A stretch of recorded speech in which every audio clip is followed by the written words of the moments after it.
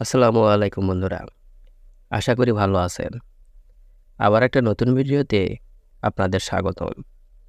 আজকে আমাদের আলোচনার বিষয় হচ্ছে ডিকফ সিরাপ। আজকে আমরা ডিকফ সিরাপ সম্পর্কে বিস্তারিত জানব। এর কাজ কী, এর ব্যবহার এবং এটি কোন কোম্পানির ওষুধ সে সম্পর্কে বিস্তারিত জানব। তো বন্ধুরা চলুন শুরু করা যাক। ভিডিওটি শুরু করার আগে একটা রিকোয়েস্ট।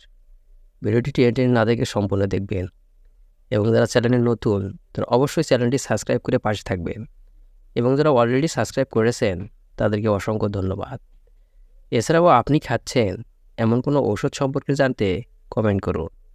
বন্ধুরা, ডিকফ সিরাপ হচ্ছে ডেক্সোট্রোমেথেফেন হাইড্রোব্রোমাইড গ্রুপের একটি ওষুধ।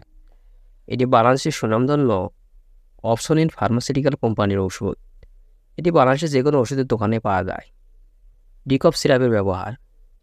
ডিকফ সিরাপ সাধারণত দীর্ঘস্থায়ী সূক্ষ্ম কাশি, আনপ্রোটেক্টিভ কাশি, তীব্র সূক্ষ্ম কাশি যা স্বাভাবিক কাজ বা ঘুমের ব্যাঘাত ঘটায় সে সকল কাশির জন্য এই ডিকফ সিরাপ ব্যবহার করা হয়ে থাকে।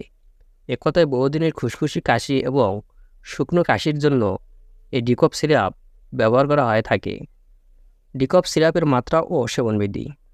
প্রাপ্তবয়স্ক এবং 12 বছরের বেশি বয়সী শিশু 15 থেকে 30 মিলিগ্রাম দিনে 3 থেকে 4 বার, দিনে 4 বার পর্যন্ত 60 মিলিগ্রাম ডোজ বর্ধিত পার্শ্ব প্রতিক্রিয়া ছাড়াই ব্যবহার করা যায়। 6 থেকে 12 বছরের মধ্যে শিশু 5 থেকে 15 মিলিগ্রাম প্রতিদিন 4 বার পর্যন্ত নির্দেশিত।